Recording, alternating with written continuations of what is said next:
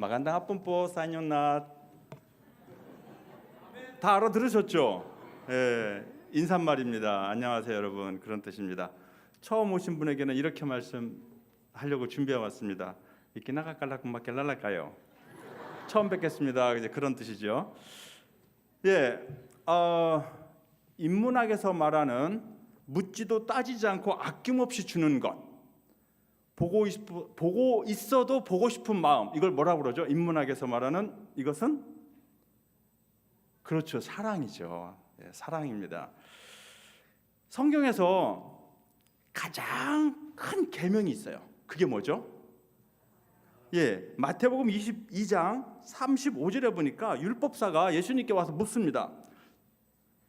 선생님, 율법 중에서 어느 계명이 크니까? 예수께서 뭐라고 말씀하십니까? 내 마음을 다하고 목숨을 다하고 뜻을 다하여 주 너희 하나님을 사랑하라 하였으니 이것이 크고 첫째 되는 계명이요 둘째도 그와 같으니 내 이웃을 내 자신같이 사랑하라 하셨으니 이 두 계명이 온 율법과 선지자의 강령이라, 이렇게 말했습니다. 그리고 영생을 얻는 유일한 방법이 또 사랑입니다. 누가복음 10장 25절에 어떤 율법사가 일어나서 예수님을 시험하여서 묻습니다. 선생님, 내가 무엇을 하여야 영생을 얻으리이까? 예수님께서 이렇게 말씀하십니다. 율법에 무엇이라고 기록되었느냐? 대답하여 이르되 내 마음을 다하며 목숨을 다하며 힘을 다하며 뜻을 다하여 주 너희 하나님을 사랑하고 또한 내 이웃을 내 자신같이 사랑하라 하였나이다. 성경에서 제일 중요한 가장 큰 계명도 사랑이고 영생 얻는 유일한 방법도 사랑이라고 이야기하고 있습니다. 그러니까 이 율법 교사가 어떻게 하냐면 자기를 의롭게 보이려고, 율법사가요 인정받은 거잖아요. 예수님 앞에 딱 질문했는데 예수님께서 반문하셨어요. 그래서 나름대로 성경에서 말하고 있는 가장 핵심되는 영생 얻는 길을 말했어요. 근데 예수님 뭐라고 합니까? 맞다, 너도 그와 같이 행해라. 이제 기분 좋아졌습니다. 그래서 또 이 내 지식이 인정받았으니까 나의 의로움도 인정받고 싶은 거예요. 그래서 또 묻습니다. 그러면 제 이웃이 누구입니까? 예수님께서 선한 사마리아인의 비유를 말씀하시잖아요. 여리고로 내려가던 사람이 강도를 만나서 코반 죽게 되었는데 제사장도 그냥 가고 레위인도 그냥 지나갔다. 근데 사마리아 사람이 그에게 포도주를 붓고 여관에 데려가서 치료해 주었다. 누가 강도 만난 자의 이웃이냐? 누굽니까? 사마리아 사람이에요. 이 사람 하나님 믿는 사람입니까? 안 믿는 사람입니까? 사마리아인도 예배를 드립니다. 그죠? 그리심산에서 예배를 드리잖아요. 예루살렘에서 예배 드리고 싶은데 유대인들이 싫어해요. 너희는 이방인과 피가 섞였다 이거예요. 예, 그래서 싫어해요. 그래도 이 사마리아를 지나가면은 가로질러 가면은 빨리 가는데도 사마리아 길을 삥 둘러서 다닙니다. 그 사마리아 사람들을 시끄럽게 싫어했어요. 사마리아는 북이스라엘의 수도였죠. 그렇게 아주 좋았던 곳이 이제 가장 미움받는 도시가 되어버렸습니다. 어쨌거나 우리는 사랑해야 된다는 사실이죠. 그래서 성경에서 가장 강조되고 있는 것도 사랑이에요. 사람의 방언과 천사의 말을 할지라도 뭐가 없으면 소용없다고요? 사랑이 없으면 소리나는 구리와 꽹과리가 된다고 그랬습니다. 내가 아무리 예언하는 능이 있고 또 모든 비밀과 모든 지식을 알고 살을 옮길 만한 믿음이 있을지라도 사랑이 없으면 아무것도 아니래요. 내게 있는 모든 것으로 구제하고 내 몸을 불사르게 내어줄지라도 사랑이 없으면 아무 소용이 없다고 이야기하고 있습니다. 그러면서 사랑에 대해서 정의하죠. 사랑은 오래 참고, 사랑은 온유하며 시기하지 아니하며 자랑하지 아니하며 교만하지 아니하며 무례히 행치 아니하며 자기의 유익을 구치 아니하며 성내지 아니하며 악한 것을 생각지 아니하며 불의를 기뻐하지 아니하며 진리와 함께 기뻐하고 모든 것을 참으며 모든 것을 믿으며 모든 것을 바라며 모든 것을 견디는 것, 이것이 바로 사랑이라는 사실입니다. 요나에게 하나님은 사랑으로 전하셨어요. 부르심이 사랑이라는 거 여러분 아십니까? 하나님께서 요나에게 사명을 맡겼어요. 그 얘기는 뭐예요? 관심이 있다는 얘기입니다. 관심이 없으면은요, 하나님께서 일 맡기지 않아요. 어떤 사람이 길을 가다가 막 그 부정부패하고 뭐 그 지저분한 모습을 봤어요. 아, 하나님, 왜 세상이 이 모양입니까? 하나님께서 그렇게 말씀하시더래요. 내가 왜 너를 이 땅에 보냈는 줄 아느냐? 너에게 사명을 주었다 이거예요. 이 더러운 것을 깨끗하게 하는 사명을 주었다는 겁니다. 하나님께서 여러분들을 이 땅에 보낸 데는 분명한 목적이 있습니다. 여러분을 교수로 혹은 직원 선생님으로 혹은 사업가로 혹은 뭐 선생님으로 혹은 뭐 여러 각종 직업으로 부르신 데는 분명한 목적이 있을 거예요. 그 일을 최선을 다하는 걸 하나님께서 기뻐하실 겁니다. 작은 일에 충성한 자에게 하나님께서 큰 것을 맡기는 거예요. 하나님께서 요나에게 관심을 가졌어요. 사랑은요, 관심을 갖는 거예요. 그리고 사랑은요, 그에게 필요한 것을 채워주는 거예요. 요나에게 필요한 것이 무엇인 줄 아십니까? 요나의 마음속에는요, 원망이 있었어요. 불평이 있었어요. 지금 이 이스라엘 나라가 어떻게 되었어요? 바벨론이라는 나라의 속국이 되어버렸어요. 자유도 없어요. 거기에다가 세금은 또 얼마나 많이 뺏어가는지 주민들은 굶고 있어요. 미울 수밖에 없어요. 일제시대 겪어보신 분들 그거 아실 거예요. 어머니 통해서 여러분 들어보셨을 거예요. 뭐 그릇까지 다 숟가락까지 노수저까지 다 뺏어갔대잖아요. 그런 지경에 있어요. 그런데 하나님께서 요나에게 뭐라고 말해요? 그 니느웨에 가서 복음을 전하라는 거예요. 40일 뒤에 내가 이 성을 심판할 텐데 너가 가서 40일 뒤에 심판이 있기 전에 회개하라고 좀 전해라. 요나의 마음이 기뻤을까요? 슬펐을까요? 기분 나빠요. 그들은 멸망받아야 되는 거예요. 요즘 일본에 대한 감정이 막 안 좋죠. 어떤 분은 분신까지 했더라고요. 자동차 몰고 가가지고 분신까지. 너무 마음이 아파요. 요나도 그런 심정이었을 거예요. 니네 너무너무 미워요. 저들은 멸망해야 돼요. 그래서 요나가 어떻게 합니까? 다시스로 도망갑니다. 이스라엘을 중심으로 해가지고서 니느웨는 동쪽이에요. 그런데 다시스는 서쪽입니다. 서쪽. 그래서 요바로 내려갔어요. 항구죠. 가니까 마침 다시스로 가는 배가 있어요. 얼씨구나. 이것도 하나님의 뜻이겠거니 아니죠. 어쨌든 도망가는 요나에게는 아주 절호의 찬스죠. 얼른 도망가자. 배를 탔어요. 그 마음이 기쁠까요? 아닙니다. 아마 마음이 무거웠을 거예요. 하나님이 니느웨로 가라고 했는데 모르겠다. 잠이나 자자. 그러고서 배 밑에 가서 잠들어 버렸어요. 배가 막 흔들립니다. 무슨 일이 일어났어요? 풍랑이 일어나가지고서 지금 배가 뒤집혀질 지경이에요. 요나는 뭐래, 죽으면 죽지 뭐. 지금 마음이 괴로우니까. 하나님의 명령을 어기고 도망가는 그 요나의 마음은요, 괴로움 그 자체입니다. 하나님께서 여러분에게 사명을 주셨는데 여러분들 그 사명을 나물러라 하고서 도망가 보세요. 마음 편하겠어요? 사업이 잘 되겠어요? 가정이 행복하겠어요? 여러분 마음이 행복하겠어요? 아니죠. 모르겠어. 막 자포자기하면서 요나는 그래 하나님 죽이시려면 죽이세요. 그러고 있었을 거예요. 마침 선장이 요나를 발견합니다. 야, 너는 어디서 온 사람이야? 빨리 너의 신에게 빨리 부르짖어봐. 지금 우리가 환난 가운데 지금 죽게 되었어. 요나가 시큰둥합니다. 이유는 알아요, 자기가. 하나님 나를 죽이시려고 이러시는 거 아닌가. 선장이 다급하니까 어떻게 해요? 제비 뽑기를 했어요. 근데 누가 뽑혔어요? 요나가 뽑혔어요. 도망갈 수가 없어요. 야, 네가 어디서 온 사람이야? 왜 이런 일이 우리에게 닥친 거야? 말해봐. 요나가 얘기합니다. 나는 하나님을 믿는 사람입니다.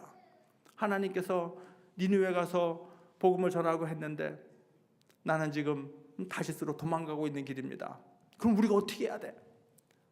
저를 바다에 던지십시오. 그러면 여러분들은 안전할 겁니다.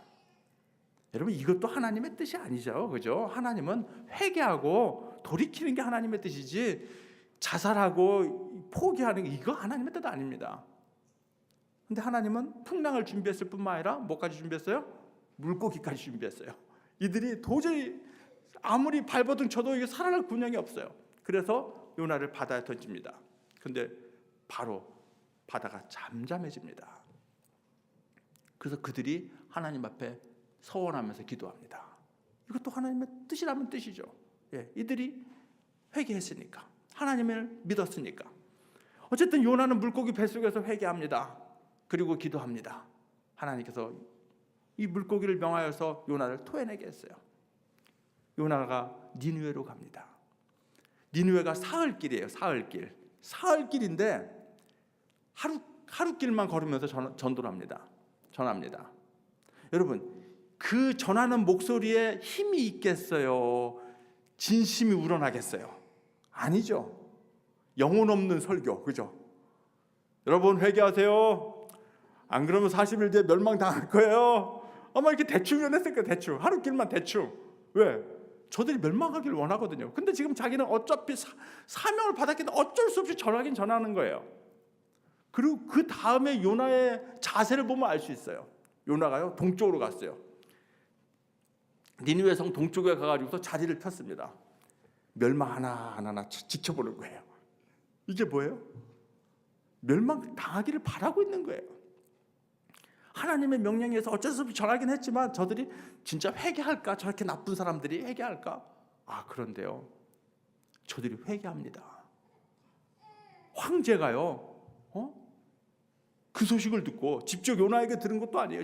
간접적으로 듣고 베옷을 입게 했어요. 다 짐승들도 다 금식하게 만들었어요. 요나가 하나님 앞에 화냅니다. 아니, 하나님 이럴 줄 알았어요. 내가 하나님은 자비로우시고 노하기를 더디하시는 분인 줄 알았어요. 나 짜증나요. 네가 화내면 어찌미냐. 나 죽어도 괜찮아요. 죽여주세요. 막 이렇게. 참 못됐죠. 여러분, 이런 목회자 쓰면 안 됩니다. 못됐어요. 요나가 잠이 들었습니다. 근데 이 햇빛을 하나님께서 가려줬어요. 박넝쿨을 자라게 해서 요나가 잠을 드는데 그늘이 지죠. 바람이 살랑살랑 불죠. 너무 좋은 거예요. 아침에 일어났는데 햇빛이 또 이 쫙 비치는데 벌레가 또 이 박넝쿨을 갉아먹었어요. 그랬더니 금방 말라버리는 거예요. 또 짜증냅니다. 짜증. 여러분, 사랑하는 사람은요 얼굴이 어때요? 웃죠. 여러분, 사랑하는 사람 앞에 두고, 내 사랑하는 손주 앞에 두고 여러분 막 그 표정이 있죠, 그죠? 막 좋아 죽겠는 막 그냥 이막 턱에 그냥 이렇게 입이 걸리는 그런 막 행복한 모습이죠. 근데 요나는 그렇지가 않습니다. 짜증 나는 거예요. 막 또 동풍에, 바람에, 햇빛에 또 짜증 내는 거예요. 그때 하신 말씀이, 하나님이 이렇게 말씀하십니다. 하나님이 요나에게 이르시되 내가 이 박넝쿨로 말미암아 성내는 것이 어찌 옳으냐? 그랬더니 요나가 대답합니다. 내가 성내어 죽기까지 할지라도 옳으니이다. 참 못됐어요, 그죠? 여호와께서 요나에게 말합니다. 내가 수고도 아니하였고 재배도 아니하였고 하룻밤에 났다가 하룻밤에 말라버린 이 박넝쿨을 아꼈거든. 그걸 아꼈잖아요. 그릇을 만들어주니까 좋다 이랬잖아요. 그가 이 박넝쿨을 농사했나요? 거름이라도 줬나요? 물이라도 줬나요? 아무것도 한 게 없어요. 그런데도 그게 좋은 거예요. 그런데 니느웨 성은 어때요? 하나님이 지었어요. 하물며 이 큰 성읍 니느웨는 좌우를 분별하지 못하는 자가 12만 명이요 가축도 많이 있나니 내가 어찌 아끼지 아니하겠느냐. 니느웨 성 사람들을 사랑했다는 이야기예요.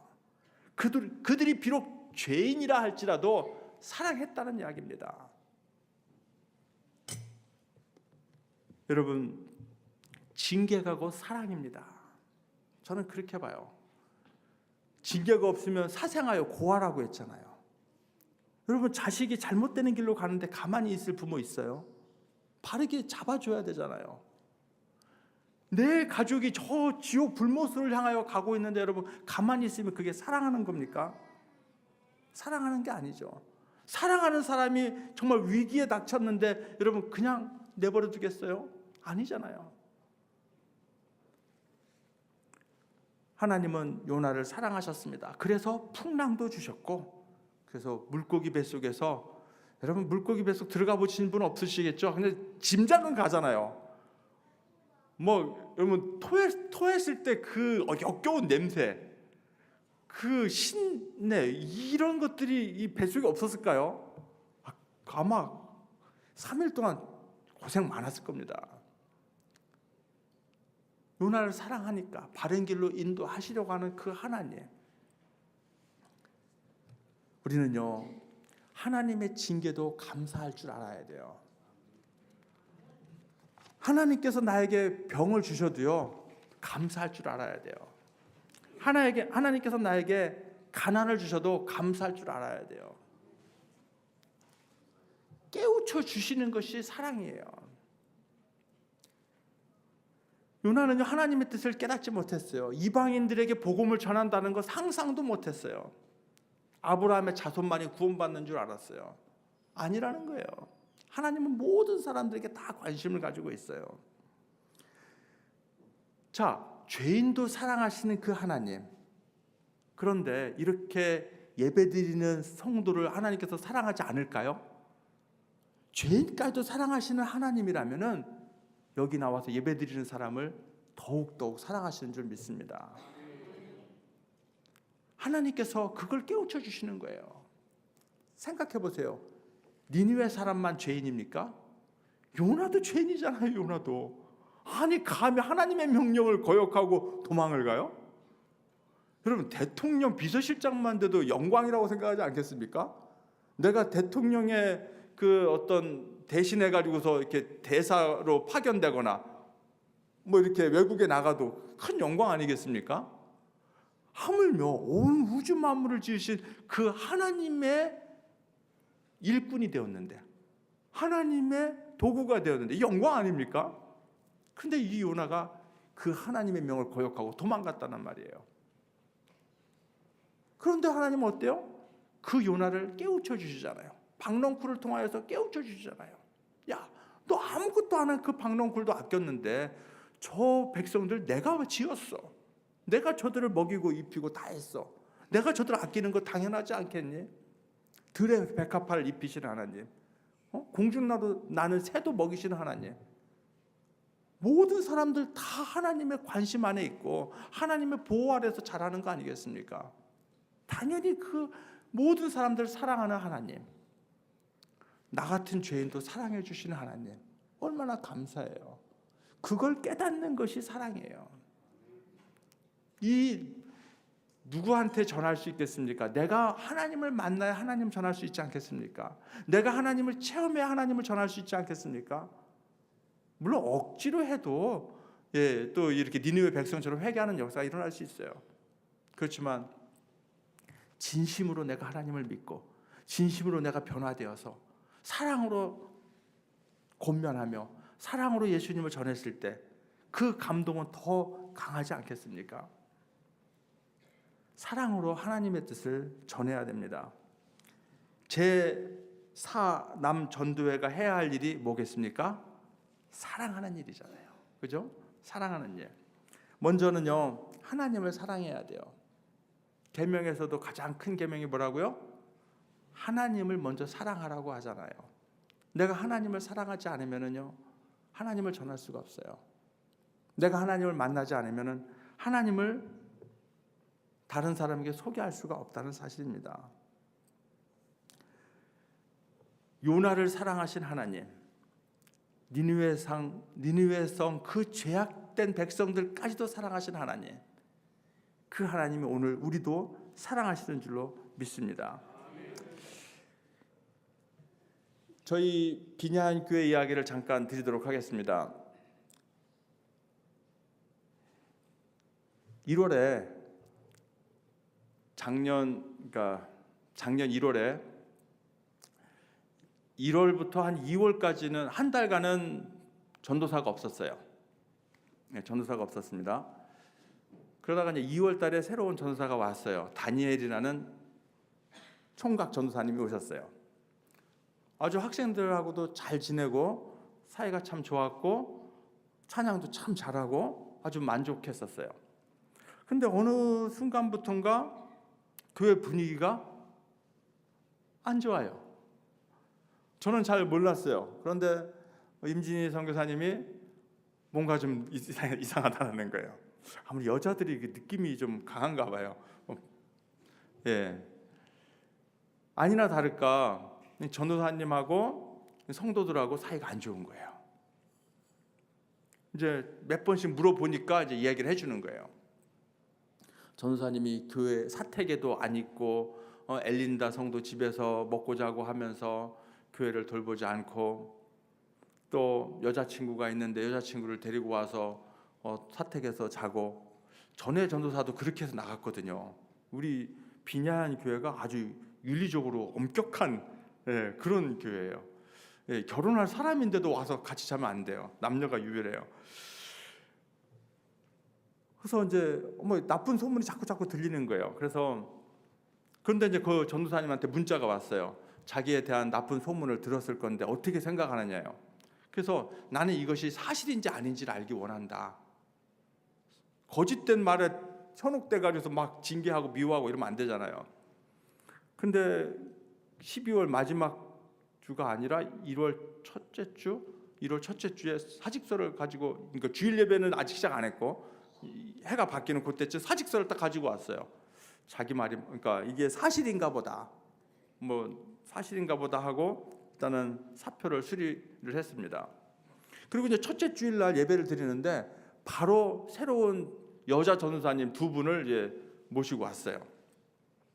모시고 와서 예배를 드리는데 또 분위기가 안 좋아요. 알고 봤더니 그 전도사님이, 다니엘 전도사님이 엘린다 성도 집에서 개청 예배를 드렸대요. 주일날 예배를 드린 거예요. 이야, 어떻게 그럴 수가 있지? 얼마 떨어지지도 않은 곳에서 교회가, 그럼 이게 성당에다가 기독교 교회가 2개에다가 또 이단교회 하나, 이게 조그만한 마을에 이렇게 해도 되나? 근데 이제 국제선교봉사단, 경남정보대학교 국제선교봉사단이 옵니다. 오는데 그 엘린단의 집 찌푸니를 빌려서 우리 경남정보대 학생들이 이동하기로 돼 있는 거예요. 임진희 선교사님은 우리 다른 찌푸니 알아보자고, 밉다 이거죠. 이 배신자 가족이라고 생각하니까 미운 거죠. 그래서 다른 데 알아보자는 거죠. 아니라고, 그러면 안 된다고. 제가 찾아갔어요. 같이 가자는데 안 가겠대요. 저는 그런 거 잘합니다. 미운 마음을 안 가져요. 찾아가서 다시 한번 계약을 이제 확인하고, 이렇게 하고 잘 지내고 왔어요. 그 엘린다 딸이 있는데, 막내 딸인데 이제 문자를 보내왔어요. 왜 우리 교회에 이런 일이 발생을 했느냐 이거예요. 자기도 거기서 예배 드렸으면서 어쨌든 왜 이런 일이 있느냐는 거죠. 나도 잘 모르겠다. 우리 기도하자. 그런데 또 문자가 왔어요. 우리도 단체 카톡 같이 이렇게 단체 메신저라는 게 있거든요. 메신저에서도 막 사람들이 빠져나가는 거예요. 거기 예배 드렸던 사람들이 빠져나가는데 아날린, 그 막내딸이 아날린이거든요. 얘가 이제 우리 다시 합쳐질 수 있대요. 그게 무슨 소리냐 그랬더니, 그 다니엘 전도사가 개척을 할 수 있었던 것이, 이름도 아메리칸 처치예요. 미국 교회에서 후원 받아가서 개척을 했다는 겁니다. 그런데 그리고서 개척하고 나서 바로 후원이 끊어졌대요. 나는 이것이 하나님의 뜻이다. 그래서 다시 교회가 합쳐졌어요. 저는 이렇게 생각합니다. 내가 부족하니까 하나님께서 나에게 이렇게 사랑을 베풀어 주시는구나 라는 생각을 해요.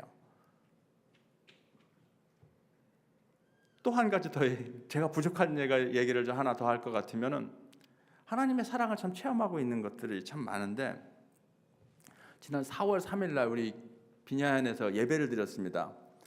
그리스도의 교회 총회장님이신 임종훈 목사님, 여러분 333 영적 부흥 운동 아마 여기서 강의하셨을 거예요. 그 목사님이 저희 비냐교회 오셔서 예배를 드렸습니다. 그러니까 그날 화요일인데 임시 예배를 드린 거죠.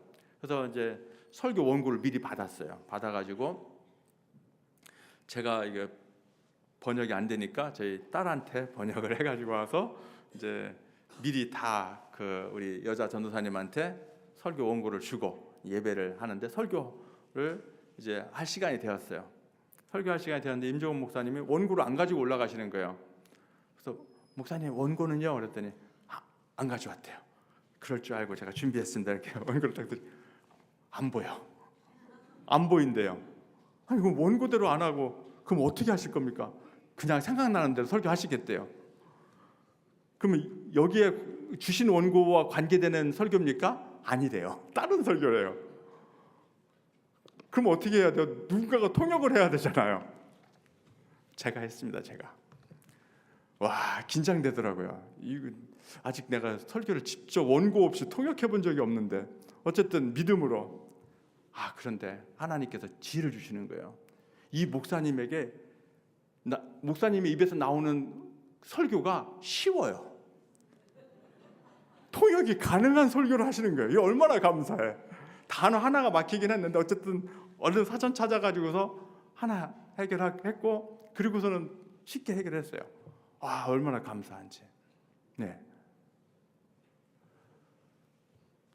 언어가 잘 안 되니까 하나님께서 착한 사람들 보내주시고 또 그때 또 지혜를 주시고 또 나 혼자 감당할 수 없을 것 같으니까 하나님께서 감당할 만큼만 이렇게 시련을 주시고 참 감사한 하나님이에요.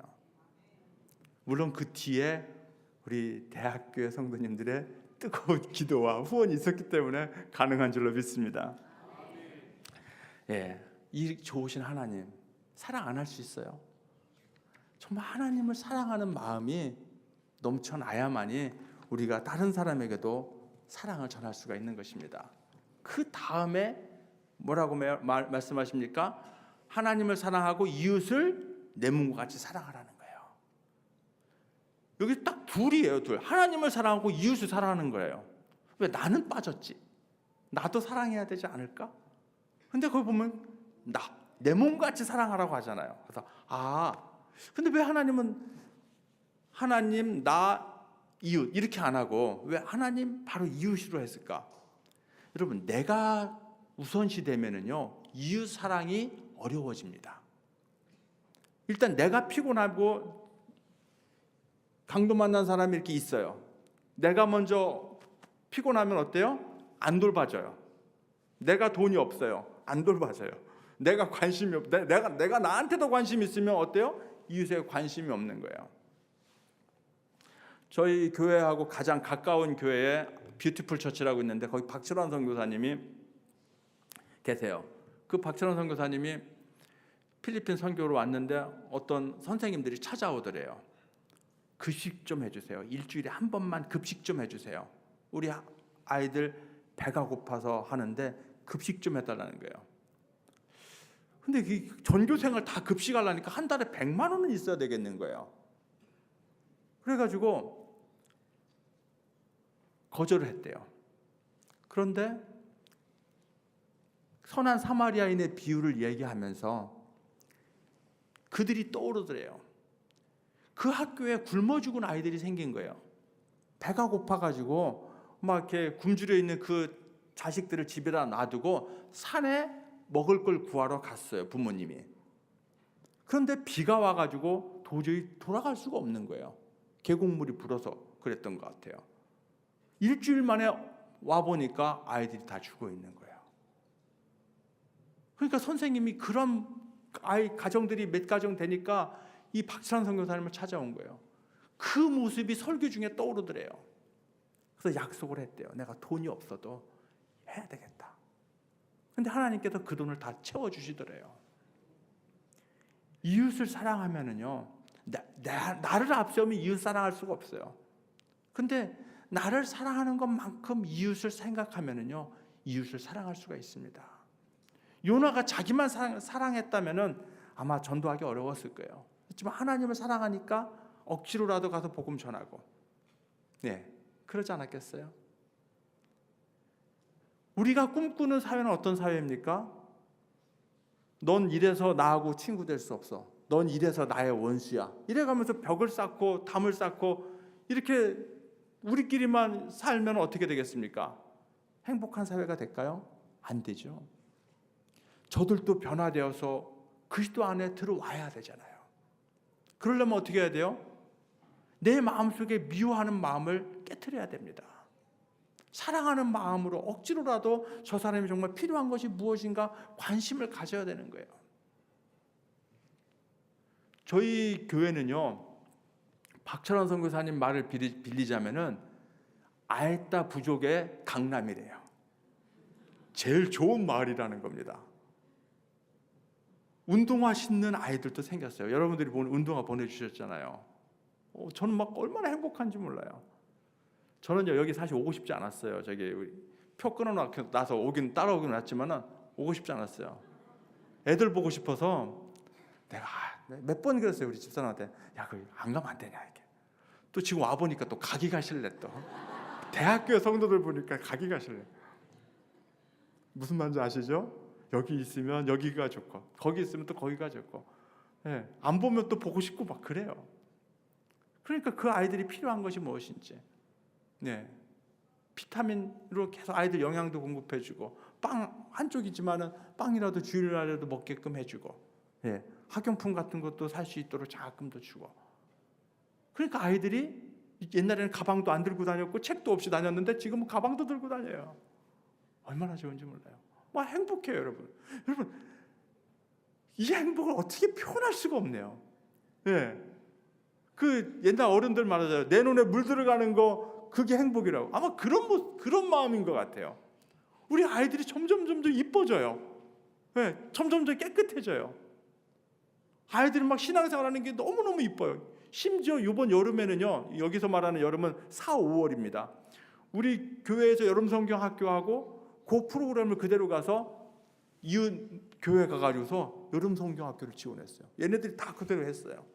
야, 이제는 우리 교회 복음을, 우리 지역에서만 복음을 전하는 것이 아니라 다른 지역에 가서 복음을 전하는 일종의 선교죠, 선교. 야, 이렇게 교회가 성장하고 있다는 사실입니다. 이웃을 사랑하면은요, 나를 사랑하는 거예요. 얼마나 행복한지 몰라요. 이 행복 그래프가 있어요. 쭉 올라가다 경제와 함께 행복 지수도 올라가요.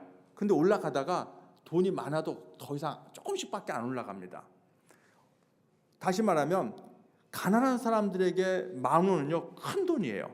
10,000원 딱 받으면은 막 행복해하는 거예요. 근데 뭐 수백억, 여러분들 얘기인가요? 수백억 갖고 있는 사람에 10,000원 줘봐야 별로 행복하지 않아요. 근데 한 푼도 없는 사람에게 10,000원은 정말 행복감을 가져다 줘요. 아이들에게 빵 하나가 그렇게 행복감을 가져다 줄 수 있는 거예요. 그렇게 여러분들 사랑을 베풀어 보십시오. 주는 자가 받는 자보다 행복하다고 그랬어요. 그 행복을 여러분들이 지금 누리고 있는 줄 믿습니다. 그들의 필요가 무엇인지 사랑하면은요, 그들의 필요가 눈에 보입니다. 그리고 그런 것들을 채워주면서 우리는 복음을 전할 수가 있는 것입니다. 가장 큰 필요가 무엇이겠습니까? 영혼 구원이죠. 천하를 다 얻고도 내가 지옥에 간다면 행복할 수 있겠습니까?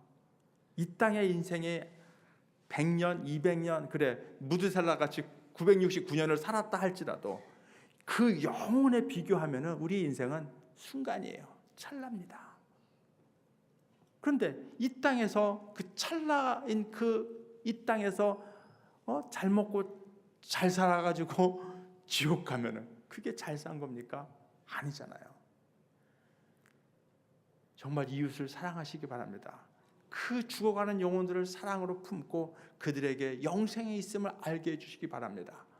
그들에게 나를 정말로 아끼고 사랑하시는 분, 그분 하나님을 증거하는 저와 여러분 되기를 주님의 이름으로 간절히 축원합니다. 기도하겠습니다. 사랑의 하나님 아버지, 은혜와 사랑에 감사를 드립니다.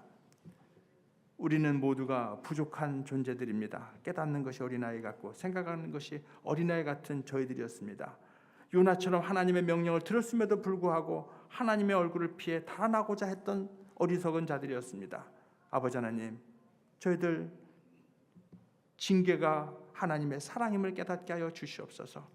우리에게 주신 사명이 곧 하나님의 사랑임을 깨닫게 하여 주시옵소서. 이웃에게 그리스도의 사랑을 전하는 것이 우리에게 큰 기쁨이 됨을 알게 하시고 제4남여전도회 뿐만 아니라 대학교의 모든 성도들이 사랑의 마음 가득 안고 복음 증거하게 하여 주시옵소서. 우리 구주 예수님의 이름으로 감사하며 기도합니다. 아멘.